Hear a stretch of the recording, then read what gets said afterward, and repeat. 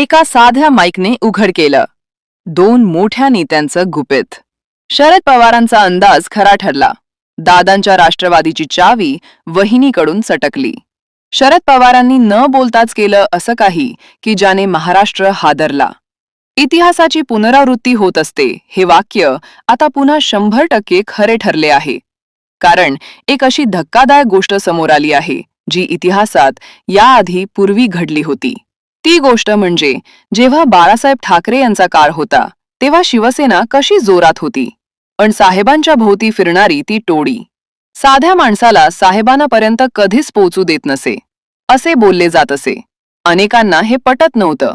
पण जेव्हा प्रत्यक्ष राज ठाकरे यांनी माझ्या विठ्ठलाला बडव्यांनी घेरले अशी गर्जना करत शिवसेनेला कायमचा रामराम ठोकला आणि स्वतःची नवी महाराष्ट्र नवनिर्माण सेना उभी करून दाखवली आणि शिवसेनेचा मतदार विभागला गेला.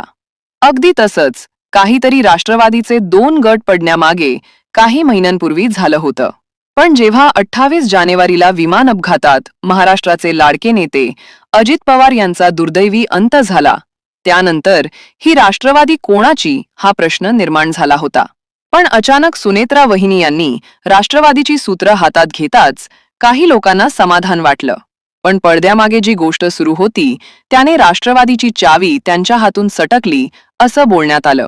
कारण एका माईकमध्ये असं काय रेकॉर्ड झालंय की ज्याने सगळं चित्र स्पष्ट झालंय.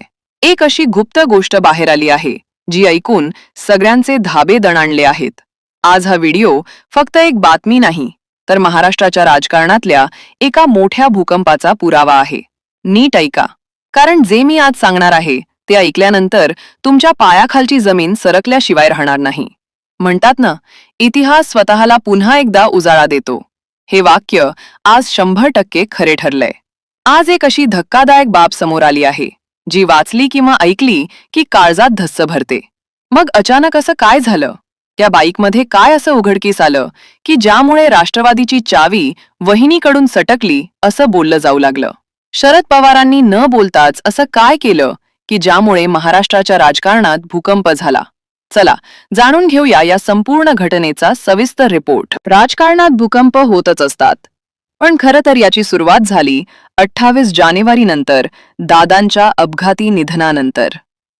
एका भीषण अपघातात राज्याचे लाडके नेते, कामाचा धडाका लावणारे व्यक्तिमत्व अजितदादा पवार अचानक निघून गेले. पूर्ण महाराष्ट्र रडला. अजितदादा नावाचे वादळ कायमचं शांत झालं आणि राष्ट्रवादीत एक मोठी पोकळी निर्माण झाली. दादांच्या जाण्यानंतर आता पक्षाचं काय होणार? कार्यकर्त्यांचं काय होणार हा प्रश्न उभा राहिला. त्यानंतर सुनेत्रा वहिनी यांच्या हाती राष्ट्रवादीची सगळी सूत्र आली. नुकताच त्यांची राष्ट्रीय अध्यक्ष म्हणून निवड करण्यासाठी मुंबईत राष्ट्रवादी काँग्रेस पक्षाचे एक मोठं अधिवेशन पार पडलं. जंगी सोहळा झाला. कार्यकर्त्यांची गर्दी झाली. पण मित्रांनो, याच सोहळ्याच्या वेळी पडद्यामागे अशी गुप्त गोष्ट घडली जी एकाच चालू माईकने पकडली आणि तिथूनच खऱ्या संघर्षाला सुरुवात झाली. अजितदादा गेल्यानंतर त्यांचा पूर्ण पक्ष प्रफुल्ल पटेल आणि सुनील तटकरे हे दोघे ताब्यात घेतील अशी भीती शरद पवार आणि रोहित पवार यांना आधीपासूनच होती. दादा असताना या दोघांची डाळ शिजत नव्हती. पण दादा गेल्यावर हे दोघे किंगमेकर बनण्याचा प्रयत्न करतील असं रोहित पवार वारंवार ओरडून सांगत होते. तेव्हा लोकांनी त्यांच्यावर टीका केली की हे राजकारण करतायत, आपली पोळी भाजत आहेत. पण आता जे समोर आलंय ते पाहून शरद पवारांचा तो शब्द आणि मनातली धास्ती खरी ठरली आहे हे साऱ्या जगाला दिसतंय. आता नीट लक्ष देऊन ऐका, नेमका काय घडलं? अधिवेशनात असं काय झालं की ज्यामुळे पटेल आणि तटकरे यांची पूर्णपणे गोची झाली? राष्ट्रवादी काँग्रेसच्या मुंबईतील अधिवेशनात आमदार सरोज हिरे यांचे काही शब्द कॅमेऱ्यात कैद झाले. हे शब्द साधे नव्हते, तर ते एका मोठ्या षडयंत्राकडे इशारा करत होते. 24 फेब्रुवारीला सुनेत्रा वहिनी यांची अधिकृत निवड झाली. त्यानंतर एक पत्रकार परिषद होणार होती. मीडियाने आपले माईक लावले होते. कॅमेरे सेट होते. पत्रकार परिषद अजून सुरू व्हायची होती. तिथेच आमदार सरोज अहिरे एका नेत्याशी कुजबुजत होत्या.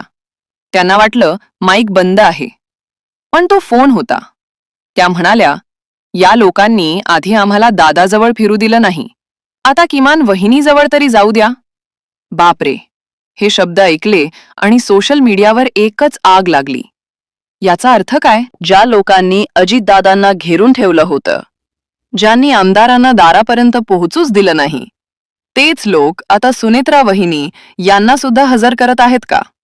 शरद पवार गटाचे नेते विकास लवांडे यांनी तर या नेत्यांना थेट चांडाळ चौकडी असं नाव दिलं आहे. जर आमदारांची ही अवस्था असेल तर बिचारा सामान्य कार्यकर्त्याचे काय होत असेल, हा विचार करूनच अंगावर काटा येतो. रोहित पवार या घटनेवर गप्प बसणारे नव्हतेच. त्यांनी थेट प्रफुल्ल पटेल आणि सुनील तटकरे यांच्यावर निशाणा साधला. रोहित पवार म्हणाले, आता काकांनी सुद्धा खूप जपून राहायला पाहिजे.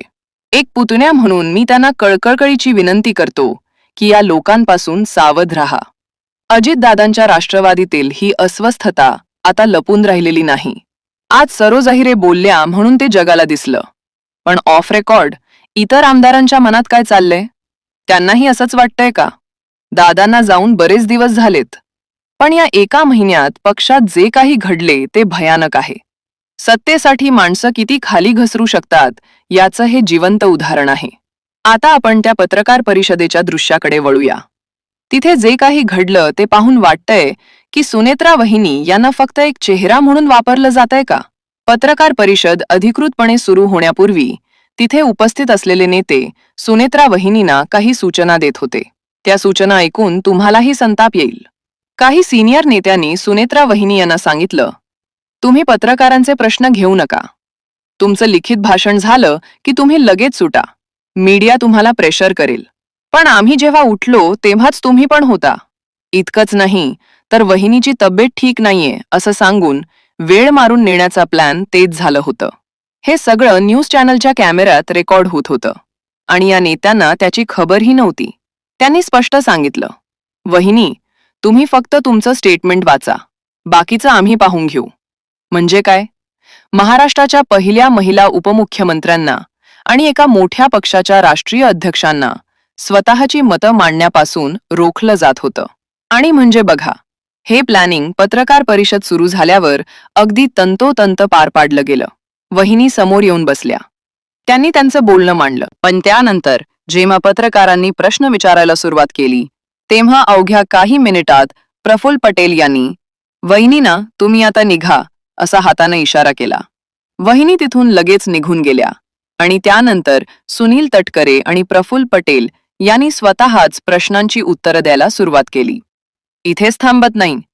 रोहित पवार यांनी तरी एक असा मुद्दा उपस्थित केलाय ज्यामुळे पूर्ण महाराष्ट्र विचार करायला लागलाय. अजित पवारांच्या त्या विमान अपघाताबद्दल बोलताना रोहित पवार म्हणाले की दादासोबत काहीतरी घातपात झाला असा संशय घेण्यासारखी परिस्थिती आहे.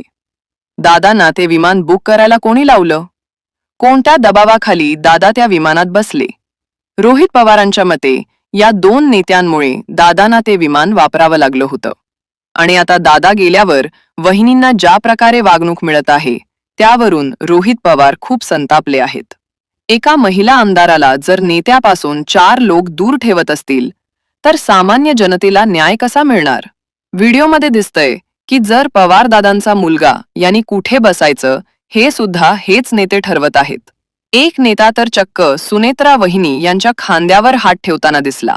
यावरून रोहित पवारांनी कडाडून टीका केली आहे की कोणी नेता काकीच्या खांद्यावर हात ठेवतोय, कोणी त्यांना बाजूला ओढतोय. हे काय चाललंय? दादा असताना कुणाची हिंमत नव्हती दादांकडे डोळे वर करून बघायची, पण आता त्यांच्या निधनानंतर वहिनीला कंट्रोल करण्याच्या भ्रमात काही लोक आहेत. राष्ट्रवादी शरद पवार गटाचे नेते विकास वानखेडे यांनी तर या प्रकरणावरून अक्षरशः धिंडवडे काढलेत. ते म्हणाले की अजितदादांच्या निधनानंतर जणू काही या लोकांच्या मार्गातला मोठा अडथळा आजच दूर झालाय. ही चांडाळ चौकडी आता पूर्णपणे सक्रिय झाली आहे. सत्ता, सत्ता आणि फक्त सत्ता हाच एक मंत्र त्या जपत आहेत. त्यांनी आरोप केला की या चौकडीला पक्ष पूर्णपणे आपल्या ताब्यात घ्यायचा होता, पण सुनेत्रा वहिनी अध्यक्ष झाल्याने त्यांच्या प्लॅनमध्ये अडथळा आलाय. म्हणूनच त्या आता वहिनी नाव घेऊन स्वतःचे निर्णय त्यांच्या नावावर खपवत आहेत. धनंजय मुंडे यांना सुद्धा या वादात ओढले गेले आहे. लवांडे म्हणतात की दादांनी मुंडेंना मंत्रिपदावरून काढलं होतं, तरीही ते आता आम्ही दादांच्या किती जवळ होतो हे दाखवायचा प्रयत्न करत आहेत. तटकरे यांना तिजोरी साफ करायची आहे आणि पटेलांना लाल बनायचं आहे, असा थेट हल्लाबोल त्यांनी केला आहे. अर्थात या सगळ्या वादावर अजित पवार गटाकडून सुद्धा उत्तर आले. पक्षाच्या नेत्या रुपाली ढमढेरे यांनी सोशल मीडियावरून या सर्व आरोपांना फेटाळून लावला आहे. त्यांच्या मते जे व्हिडिओ व्हायरल होत आहेत ते पूर्णपणे चुकीचे आणि दिशाभूल करणारे आहेत. रुपाली भोसले म्हणाल्या की धनंजय मुंडे आणि सुनेत्रा वहिनी यांचं नातं आई मुलासारखं आहे. एका मुलाच्या हक्कानं त्यांनी तो हात बहिणीच्या खांद्यावर दिला होता, त्यात काहीही गैर नाही. प्रफुल्ल पटेल हे वहिनीचे थोरले आणि भावासारखे आहेत. त्यांनी दादासोबत 30 वर्ष काम केले, त्यामुळे ते कुटुंबासारखेच आहेत. थोमरे यांनी असा इशाराही दिला आहे की सुनेत्रा वहिनी आता राज्याच्या उपमुख्यमंत्री आहेत, राष्ट्रीय अध्यक्ष आहेत. त्यांच्याबद्दल विनापरवानगी असे चुकीचे व्हिडिओ पसरवल्या कायदेशीर कारवाई केली जाईल. शिष्टाचार आणि प्रोटोकॉल नक्कीच पाळले जातील, असे आश्वासन त्यांनी दिले आहे. पण तरीही लोकांच्या मनातील शंका दूर झालेली नाही. मित्रांनो, राजकारण हे क्रूर असतं असं म्हणतात, पण अजितदादांच्या जाण्यानंतर जे काही पाहायला मिळतंय ते खरंच वेदनादायक आहे. एका बाजूला एक कुटुंब आपल्या कर्त्या माणसाला गमावल्याचे दुःख सहन करत आहे, तर दुसरीकडे त्याच कुटुंबाला सत्तेच्या खेळात ओढलं जात आहे. अजितदादांच्या निधनाला 1 महिना पूर्ण झाला आहे, पण या एका महिन्यात महाराष्ट्राच्या मनात संशयाचं धुकं वाढलंय. रोहित पवार उघडपणे बोलतायत. सर्व जाहीररित्या बोलल्यामुळे अस्वस्थता बाहेर आली आहे आणि पुन्हा एकदा निशाण्यावर ते 4 नेते आहेत: प्रफुल्ल पटेल, सुनील तटकरे, धनंजय मुंडे आणि छगन भुजबळ. काय खरंच या चौकडीने दादांना आणि आता वहिनींना घेरले आहे काय? राष्ट्रवादी काँग्रेस पक्ष आता या नेत्यांच्या खासगी मालकीचा होणार आणि सर्वात महत्त्वाचं म्हणजे महाराष्ट्राची जनता हे सगळं उघड्या डोळ्यांनी बघत असताना येणाऱ्या निवडणुकीत याचे काय पडसाद उमटतील? तुम्हाला या सगळ्याबद्दल काय वाटतं? सरोज हिरे जे बोलल्या ते खरं आहे का? सुनेत्रा वहिनींना खरंच या नेत्यांपासून धोका आहे का? तुमच्या प्रतिक्रिया कॉमेंट्स बॉक्समध्ये नक्की कळवा, कारण तुमचं मत या लोकशाहीत सर्वात महत्त्वाचं आहे. महाराष्ट्राच्या राजकारणात आपण एक मोठे स्थित्यंतर पाहत आहोत. 26 जानेवारी 26 जुलै रोजी झालेल्या दुर्दैवी विमान अपघातानंतर राष्ट्रवादी काँग्रेसमध्ये मोठी पोकरी निर्माण झाली आहे. अजितदादांच्या जाण्यानंतर पक्षाची धुरा सुनेत्रा वहिनीकडे आली असून त्या राज्याच्या पहिल्या महिला उपमुख्यमंत्री झाल्या आहेत. पण एक प्रश्न आहे की केवळ पद मिळणं म्हणजे सत्ता हाती असणं असं असतं का? की पडद्यामागून सूत्र लावणारे खेळाडू वेगळेच आहेत? एकीकडे शरद पवार गट आणि अजित पवार गट यांच्या विलिनीकरणाच्या चर्चा अधूनमधून डोके वर काढत आहेत, तर दुसरीकडे अंतर्गत अस्वस्थता स्पष्टपणे दिसत आहेत.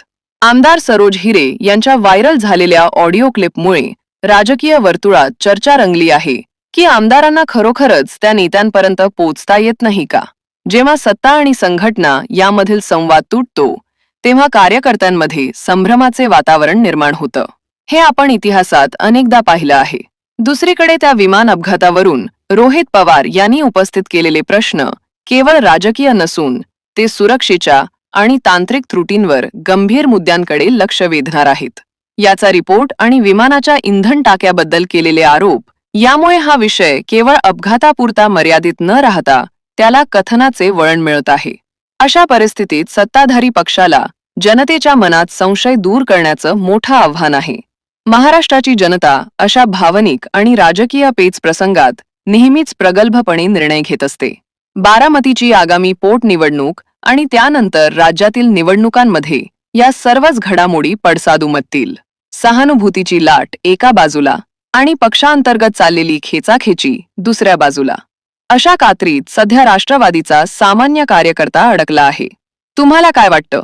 महाराष्ट्राच्या या राजकीय भूकंपात सामान्य माणसाचे प्रश्न बाजूला सारले जात आहेत का? की केवळ सत्तेची लढाई? तुमच्या प्रतिक्रिया कमेंट्समध्ये नक्की कळवा.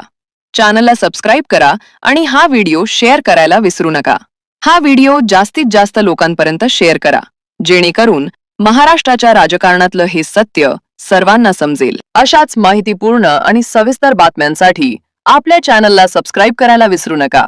पुन्हा भेटूया अशाच एका मोठ्या नवीन व्हिडिओसह. तोपर्यंत काळजी घ्या. पाहत रहा आमचे चॅनल. धन्यवाद. जय महाराष्ट्र.